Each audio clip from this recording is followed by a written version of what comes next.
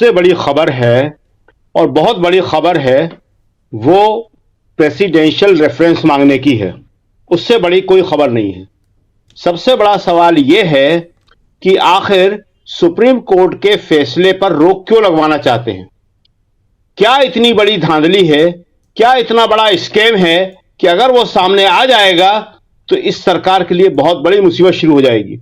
आमतौर पे ये जो रेफरेंस है, ये एक ऐसा विकल्प है, एक ऐसी चीज है जो सामान्यतः कभी नहीं माना जाता है, असाधारण स्थितियों में मांगा जाता है।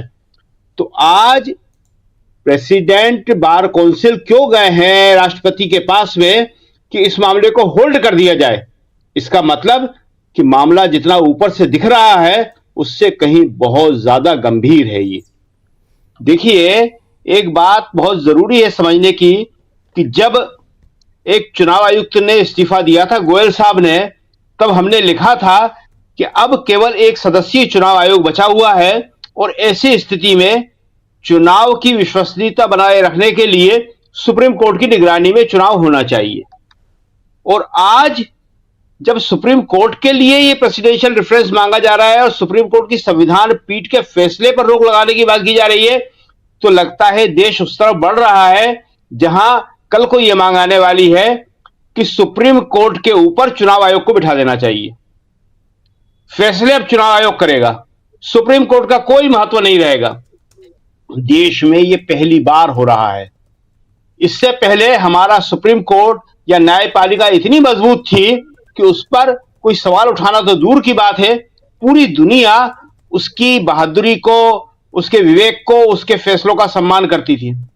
मगर जिस दिन से एक चीफ जस्टिस, पूर्व चीफ जस्टिस राज्यसभा पाकर धन्य हो गए, गगोई साहब, उस दिन से हमारे यहां पे बहुत सारे सवाल उठना शुरू हो गए।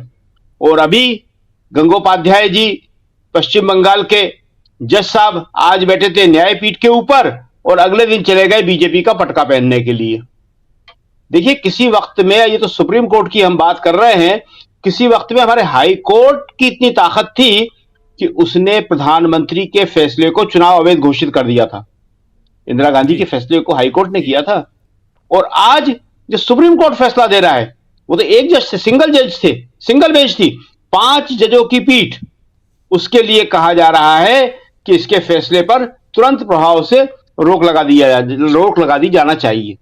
तो आज देश में जो कहा जाता था, या जो खड़गे जी ने कहा था कि लोकतंत्र पर बहुत गंभीर संकट है, ये चुनाव आखिरी है, वो सच करीब करीब सामने आ गया है। दूसरी बात इसमें इंपॉर्टेंट है, अभी आएगा कि सुप्रीम स्टेट बैंक ने किस तरह से अपने डॉक्यूमेंट दिए हैं, लेकिन जो अभी पहली जानकारी मिल रही है उसमें यह है कि वो बहुत स्पष्ट नहीं है, वो कोड में है, उसको पढ़ने और समझना अभी संभव नहीं है। वो जिस तरह के डॉक्यूमेंट होते हैं, जो कागज होते हैं, जो लिखा जाता है, उस तरह नहीं है। ये ठीक उसी तरह है जैसे पहले के मुनीम लोग सेठों के बही खाते लिखते थे जी, जो किसी की समझ में नहीं आते थे, खाली मुनीम जी जानते थे, सेठ जी जानते थे। लिखा जाता था कि फलाना आदमी 500 रुपए उधार ले गया और उसे 5,000 रुपए ब्याज हो गया, उसने लिए थे 50 रुपए बेचारे ने। जब इस मामले में इनकम टैक्स ने बड़ी कड़ी डांट फटकार लगाई कि अब इस तरह के बही खाते नहीं लिखे जा सकते हैं, इसको अकाउंटेंट लिखेंगे, तब से उस स्थिति में सुधार आया है।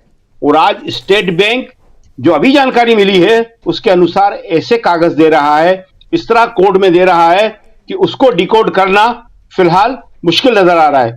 तो संकट बहुत गहरा है और वो स्थिति ठीक चुनाव से पहले आ चुकी है, जब इस बात को सब समझ रहे हैं कि ये आखिरी चुनाव होने जा रहा है।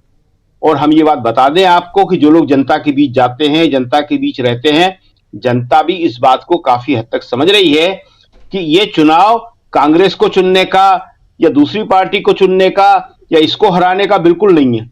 ये चुनाव सिर्फ एक ही मुद्दे का चुनाव है कि लोकतंत्र बचेगा या नहीं बचेगा।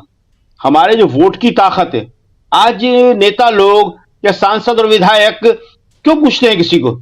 उसके वोट की ताकत की वजह से। आज सब जा रहे हैं, घर घर जा रहे हैं, लेकिन जब वोट की ताकत नहीं रहेगी तो जनता समझ गई कि मेरे वोट की ताकत नहीं रहेगी तो मेरी तो 2 कौड़ी की भी इज्जत नहीं रहेगी, 2 कौड़ी की भी पूछ नहीं रहेगी, मुझे कोई नहीं पूछेगा। ये लोकतंत्र ही मुझे जो है थोड़ा सा जगह दिलाए हुए है। जी राजीव जी।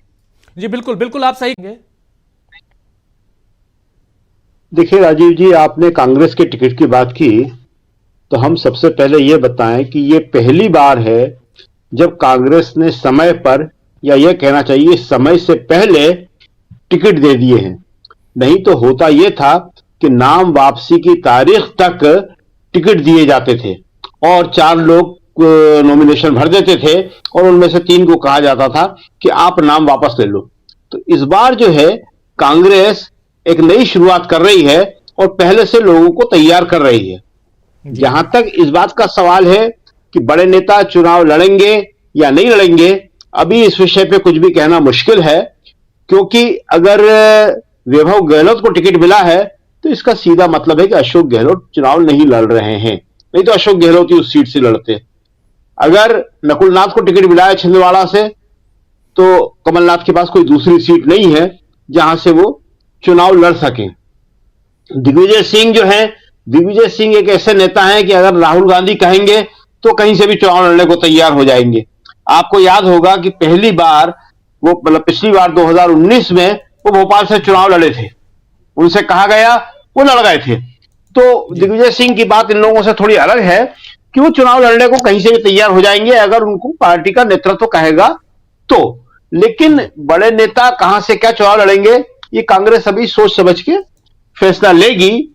लेकिन जो एक सबसे बड़ी बात है वो ये है कि जो आपने खट्टर का जिक्र किया, और वहां से आज की कहानी, सुबह की कहानी जो आज की हरियाणा से ही शुरू होती है, तो वो इंपॉर्टेंट ये है कि देखिए खट्टर को उन्हें इसलिए हटाना पड़ा क्योंकि अब वहां समझ गए थे वो कि खट्टर के भरोसे वो न लोकसभा में और न विधानसभा में कुछ भी कर पाएंगे।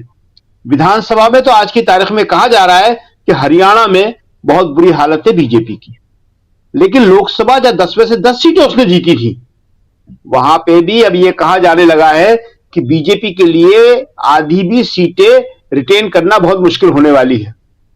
तो बीजेपी के ये ट्रिक्स हैं, मोदी जी के ट्रिक्स हैं कि वो चीजों का डायमेंशन बदलने की कोशिश करते हैं। आप देखिए कि इससे पहले वो सीए इसीलिए लाए कि इलेक्टोरल बॉन्ड से लोगों का ध्यान भटके। उससे पहले उन्होंने टिकट काटे किन लोगों के, जिनको खूब शाबाशियां मिल रही थी, रमेश बिधूड़ी और प्रज्ञा सिंह जैसे लोगों के।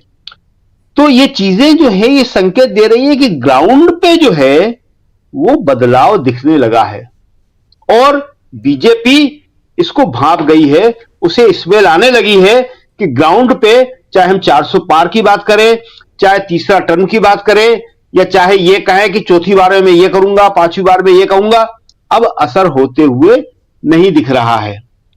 तो अब वो अपनी हर ट्रिक को आजमाने की कोशिश करेंगे और उनके पास एक जो सबसे बड़ी समस्या है कि ले दे के एक ही उनके तरकश में तीर बचा हुआ है, बार बार उसी को वो चमकाते हैं, ज्यादा नुकीला करते हैं, और वो है पोलराइजेशन का, ध्रुवीकरण का। मोदी जी के पास इसके अलावा और कोई भी दांव नहीं है। जब लोगों ने नौकरी मांगी और राहुल गांधी ने कह दिया, बहुत बड़ी बात कही राहुल गांधी ने, जी कि सरकार बनते ही पहले दस्तखत से 30 लाख नौकरियां दे दूंगा, या कांग्रेस दे देगी या इंडिया दे देगी, जो भी। राहुल कभी ऐसी बात नहीं करते कि मैं दूंगा, और सही बात भी है, जो भी है देवीलाल ऐसी बातें करते थे तो दे देंगे। तो 30 लाख नौकरियों में आप समझिए कि करीब करीब 8-10 लाख नौकरी जो है वो आरक्षित है, पिछड़े की, आदिवासी की और दलित की।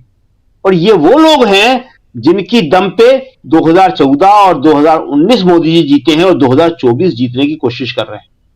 उन्हीं लोगों को ज्यादा नशा कराया जा रहा है, ध्रुवीकरण का, सांप्रदायिकता का, नफरत का, विभाजन का।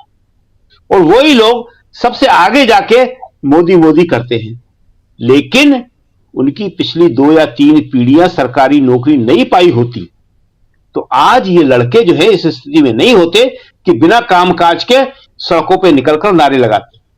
जी देखिए राहुल गांधी हर सभा में पूछ रहे हैं, वो पत्रकारों से डायरेक्ट पूछ रहे हैं, बड़ा रिस्की काम है ये कि जाति और पत्रकार बिफर जाते हैं, ठीक है, लेकिन एक भी पत्रकार ये जवाब नहीं दे पाता कि मीडिया में दलित कितने हैं, आदिवासी कितने हैं और पिछड़े कितने हैं। क्यों? क्योंकि प्राइवेट सेक्टर में है ही नहीं। जी सरकारी नौकरियों में आरक्षण की वजह से ये सारे लोग हैं और उसी की वजह से आज ये एक समर्थ स्थिति में हुए हैं, एक सामाजिक न्याय पाने की स्थिति में हुए हैं। प्राइवेट में कहीं नहीं है। तो इसलिए आज की तारीख में जब वो नौकरी मांगते हैं तो मोदी जी गड़बड़ा जाते हैं। तो नौकरी के बदले क्या कहते हैं? वो नागरिकता संशोधन कानून ले आते हैं। जी तो उसका असर कितना होता है, कितना नहीं होता, ये कहना अभी बड़ा मुश्किल है, क्योंकि राम मंदिर लाए थे, उसका असर भी नहीं दिख रहा। नागरिकता संशोधन कानून इसलिए लाए, और जैसा कि हमने आपको बताया कि टिकट काटे उन्होंने, तो वो सारे हरबे जो है इस्तेमाल करने की पूरी कोशिश करेंगे। लेकिन अब एक लास्ट बात हम एक्सप्लोर कर दें, क्योंकि बहुत महत्वपूर्ण मुद्दा है इलेक्टोरल बॉन्ड का और सुप्रीम कोर्ट के बार काउंसिल का। तो इलेक्टोरल बॉन्ड में जो सबसे बड़ा खतरा है, जिसका डर है, वो है शेल कंपनियों का, अनाम आदमियों का, बेनामी लोगों का, जिन्होंने पैसा दिया है। भाई अडानी ने कितना दिया सबको मालूम है, अडानी देगा, अंबानी कितना है देगा, मगर कई ऐसे नाम, ऐसी कंपनियां, ऐसी चीजें सामने आने वाली हैं कि जिनका कोई अस्तित्व ही नहीं है। जी जाहिर है कि यह सवाल सुप्रीम कोर्ट भी पूछेगा, जनता भी पूछेगी, कांग्रेस भी पूछेगी कि ये कौन लोग हैं जिनसे आपने पैसा ले लिया। आज की तारीख में कोई भी ऐसा आदमी नहीं है जो किसी अनाम आदमी से, अनजान आदमी से एक भी पैसा ले ले। पुलिस बड़े बड़े विज्ञापन करती है, ट्रेन में किसी अनजान आदमी का दिया हुआ मत खाएं, पैसा लेना तो बहुत दूर की बात। यह सबसे बड़ा खतरा है कि शेल कंपनियां या जाली कंपनियां या छद्म कंपनियां वो कौन सी हैं। दूसरी बात बार काउंसिल की हम कर लें, वो बहुत जरूरी बात है कि देखिए बार के अध्यक्ष का ये चिट्ठी लिखने का विरोध होना शुरू हो गया है। क्यों? क्योंकि बार काउंसिल में सिर्फ बीजेपी और उसके समर्थक लोग ही नहीं हैं। और आज एक जरूरी बात हम कहना जरूर चाहेंगे, बहुत जरूरी है वो कहना, कि जिस तरह से सारे संस्थान खत्म कर दिए सरकार के, उसी तरह से जो संगठन में कांग्रेस के जो चीजें थी वो कमजोर हो रही हैं। आज कांग्रेस में जो लॉ डिपार्टमेंट है उसमें कोई अध्यक्ष नहीं है। पिछले काफी दिनों से विवेक तनखा इस्तीफा दे चुके हैं, वो खाली पड़ा है। ये बात हमने पिछले दिनों भी लिखी और कई बार हम इसको कह चुके हैं। इससे पहले बार काउंसिल में या वकीलों के संगठन में कांग्रेस या निष्पक्ष लोग या प्रोग्रेसिव लोग बड़ी तादाद में होते थे और उनका प्रभाव रहता था। वो धीरे धीरे कम होता चला गया और इसीलिए बार काउंसिल इस तरह की चिट्ठियां लिख रहा है। तो ये जो है एक बड़े खतरनाक बात है। इस मामले में कांग्रेस को भी ध्यान देना पड़ेगा, विपक्ष को भी ध्यान देना पड़ेगा कि संवैधानिक संस्थान तो खत्म हो रहे हैं, उसको तो सरकार कर रही है, लेकिन आपके अपने जो संगठन है इस तरह के देश भर में वो क्यों कमजोर हो रहे हैं। जैसे लॉ डिपार्टमेंट की हम बात करते हैं, कांग्रेस में बहुत सारे डिपार्टमेंट है, उनमें किसी में अध्यक्ष है, कोई भी काम नहीं हो रहा है। क्यों? ये सब देखना पड़ेगा। और इन सबको देखे बिना, देखिए राहुल गांधी मेहनत कर रहे हैं, राहुल गांधी साहब चाहे जितनी मेहनत करा लो, लेकिन राहुल गांधी के मेहनत करने के साथ उनके साथ पीछे भी लोग होना चाहिए जो उस काम को फॉलो अप करें, देखें। तो ये बहुत जरूरी बात है और इसलिए बार काउंसिल के अध्यक्ष की चिट्ठी एक बहुत गंभीर बात है कि वो लोग बार